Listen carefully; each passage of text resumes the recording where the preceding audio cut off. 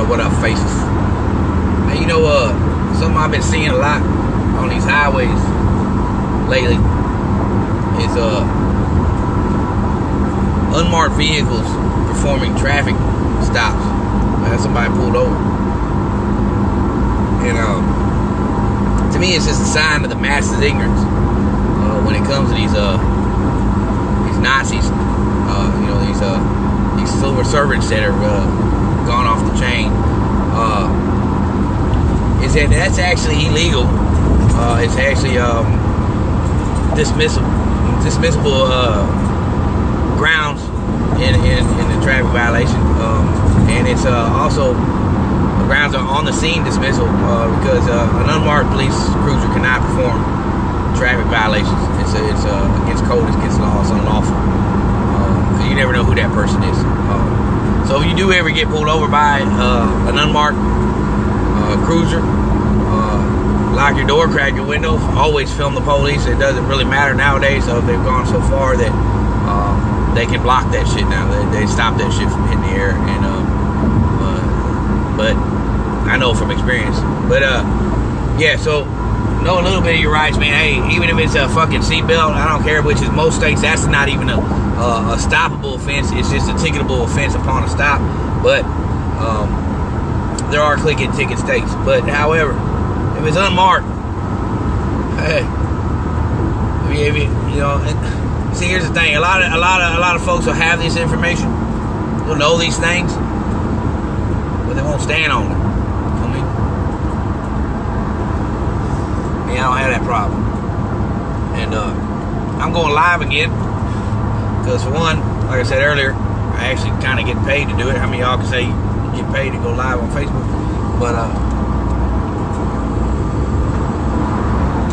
and I want to touch some more on that other stuff, because that's stuff that my mouth wants to speak about, you know.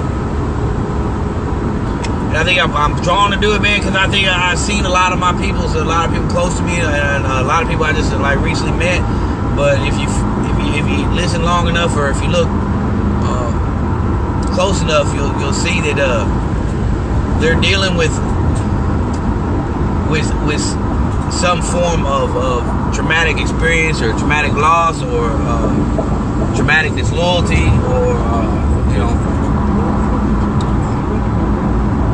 extreme depression, you know what I'm saying, extreme sadness, you know what I'm saying, but also what I'm seeing is an awakening going on too, man, and that's prophetic, but they're learning some kind of,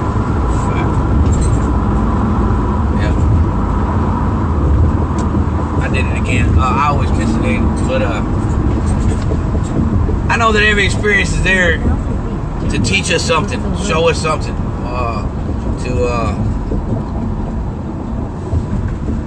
I like the word. If you ever heard of the Course of Miracles, in the Course of Miracles, they actually put the introduction of people in your life, or the lessons that come in life, is not something that teaches us, but actually it's more of a reminder.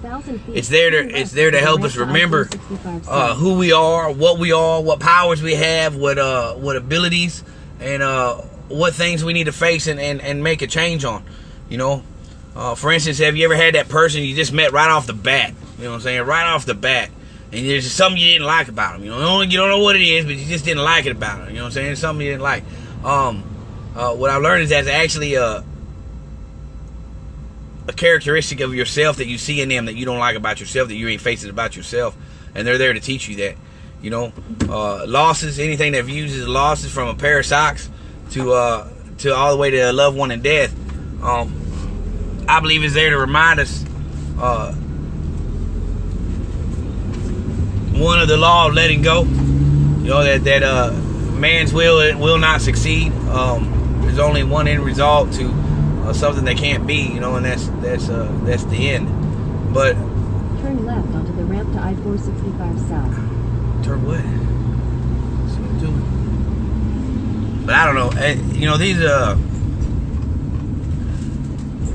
we all have them lifelong questions. You know, why am I here? What's my purpose? You know what I'm saying? Why is death and suffering here? You know, and a lot of people use that as an excuse to denounce a loving creator and a wise or loving God and a wise creator is because of their perception of this. You know what I'm saying? And my perception of that being so thick is what led to me to ask questions and receive the answer. I think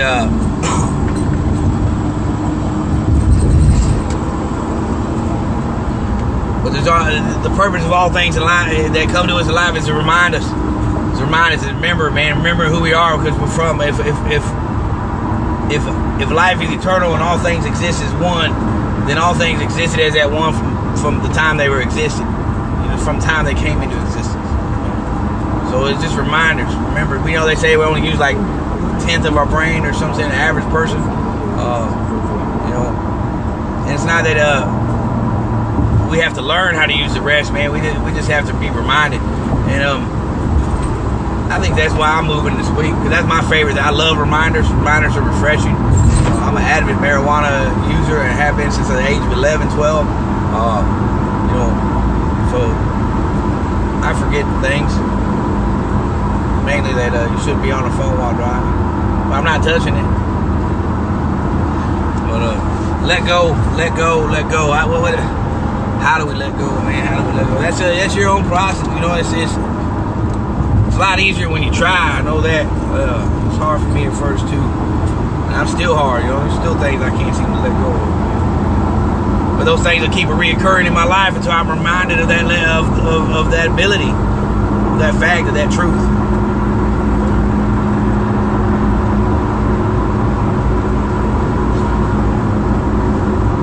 Let's take for instance,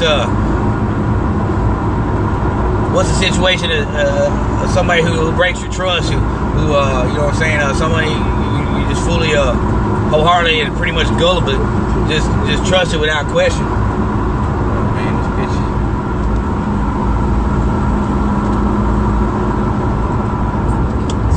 Bitch.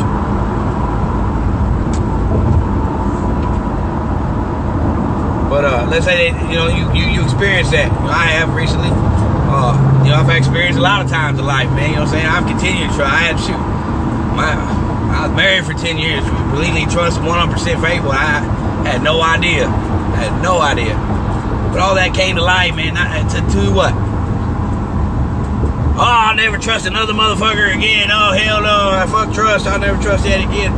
That's our first instinct, man. That's the first gut reaction. That's what it's there to teach us, is that we can't trust nobody.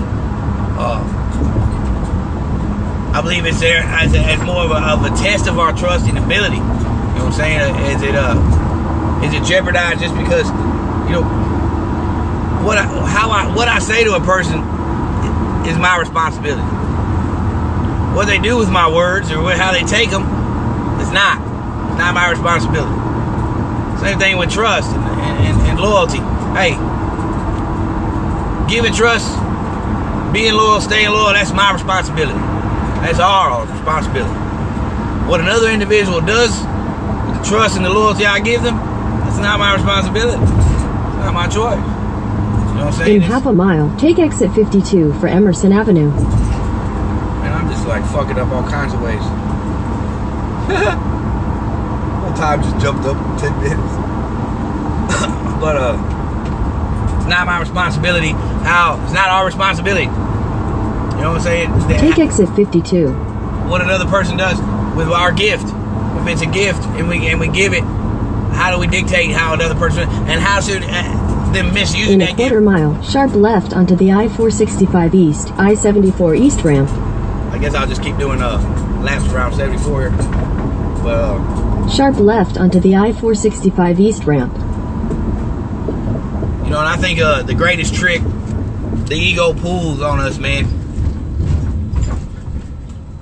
is it makes us believe that our perception, or the people's perception of us, is the most important. Is that what they think or fitting in and things like that. You know what I mean? It goes all the way back to school, elementary. That it's like it's almost indoctrinated to care what other people think.